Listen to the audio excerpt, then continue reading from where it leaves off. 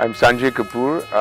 I've been playing polo for almost a little over 10 years. I have a great passion for polo. I run the Sona Polo team. I'm in the automotive business. Got 4 kids.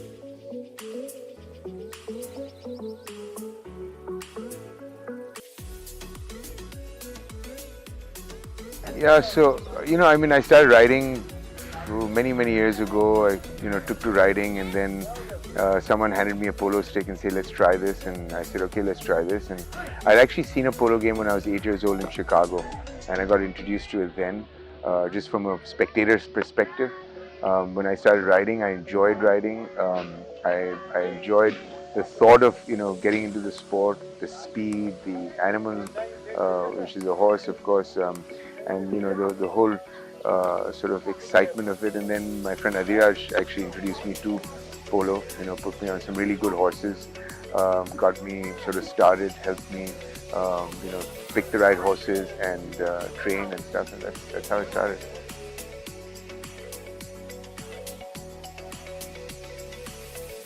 Well, in life you got to make time for things. You never have time. You've got to sort of make time. Polo is a great, it's a passion for me. It's sport I love to play, I love to support. So I play as much as I can. Work is extremely important for me as well. So try and balance balance the two. And therefore my days are very packed. However, you got to make time for things you want to do.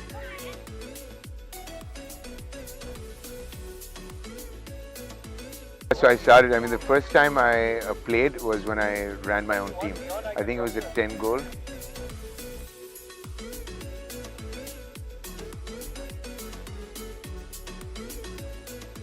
I think it's a huge passion that I have for it, and for me it's always meditative. I'm away from everything else, and all I'm focusing on is on the game.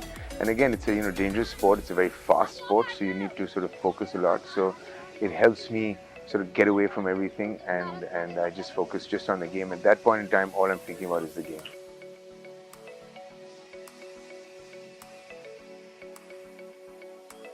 Well, it's a very different kind of risk. Of course, and in every field, there's certain risks you're willing to take, certain risks you're not.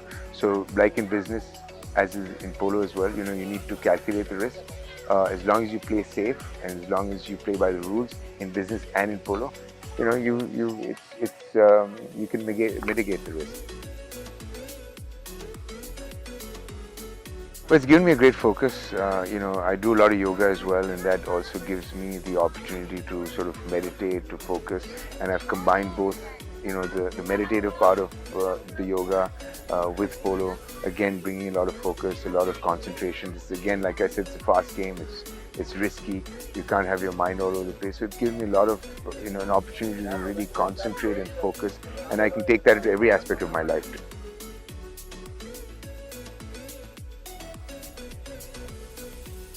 Well, it's a very competitive game, and when I'm out there, I want to win. My team wants to win.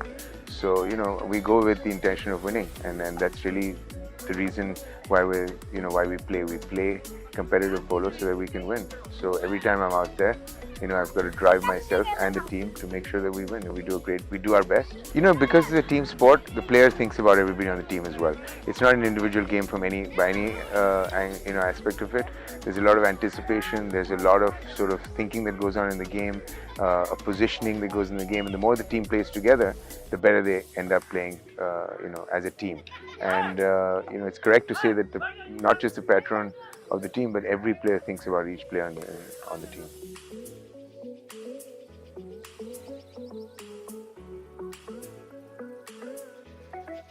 Yeah, I think there's a lot of sponsorship that happens, and more has happened in the past, and today it's less because of the economy, because of the slowdown. People putting money behind it to get a benefit. However, we're doing whatever we can in our own little bit, in our own way, to keep supporting the game. The Jindals put a team, Sahara puts a team, we put a team. We're thankful that the army puts a team as well.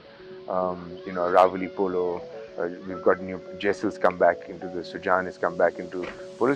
We're grateful, for all the people that supported by playing and supporting teams, and we hope and continue to hope that more sponsors will come on board and take the sport to the next level. But at this point in time, for us, this game is so important that we're supporting it in our own way.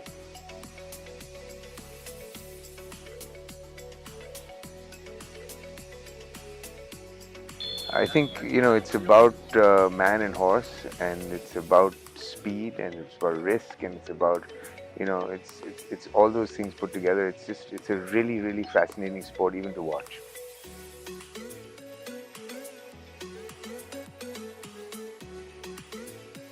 I think A, you've got to be able to combine well together. B, you've got to play as a team. It's a team sport. It's not an individual sport by any measure. 4 people make a team, and every player's got to be used. And I think you've got to go onto the ground with a positive attitude, and with an attitude that this is a team sport and we're all going to play our part. I cannot play the part of somebody else, somebody cannot play my part, and I think it's well distributed and well understood. Before you get onto the ground, you must sort of sit down with your team and decide what has to happen, and then follow that plan.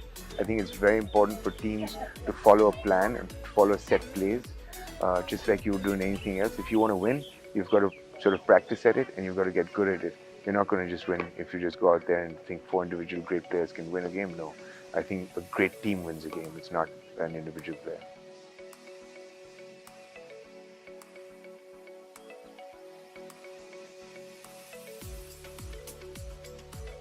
Well, that happens. It's life. People have personalities. People have different kind of sort of personalities, and you try and calm the team down. You try and when you're playing, the focus is the game. It's not your personal personalities. It's not your personal issues you have, and that's why I said, because it's a dangerous sport, your focus and your concentration has to be the game.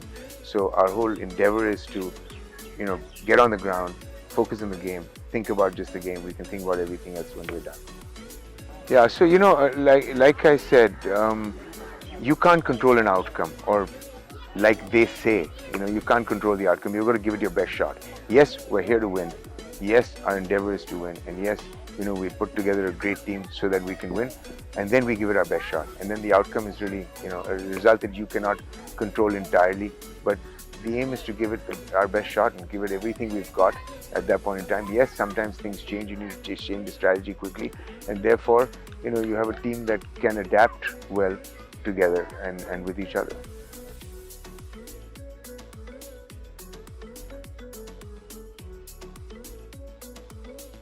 It's always an advantage to play with the same team. However, based on handicapping, based on tournaments, teams do change. And therefore, so for example, Abby and I play together all the time. So that gives us a huge advantage because we can read each other's games, He knows how I play, I know how he plays, I know what he expects of me, he knows what I expect of him. So at least we've got 2 players, and then we've got players that come and leave, and we try as much as we can to play with the same players. For example, we're playing the 2 14 goals and the 16 goal as a 14 goal team, because we play well as a team. Well, you know what, strategies keep changing based on the team and based on the ability of a player, based on their handicap, etc. So whilst he may know what strategy we played with the last time, he may not know what strategy we're playing with now, and at the end of the day, strategies become evident because we're playing continuously together. And again, we've just got to do our best, play our best game possible.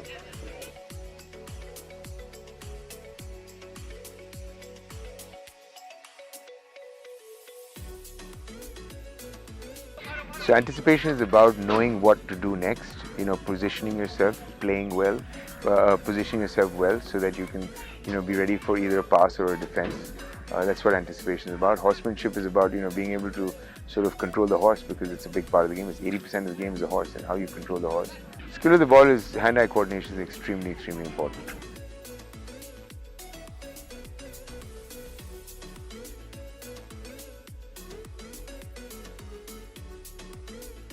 Well, yeah, the speed of the game in general is dependent on high goals, but the higher the goal, the more organized the play is.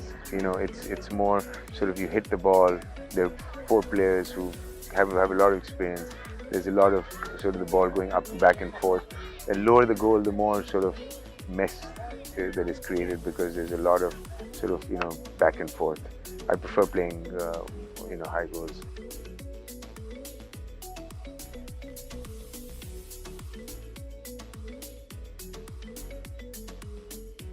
I think it's better to sort of have a more open game where you hold the ball, shoot it up, and keep sort of passing the ball around.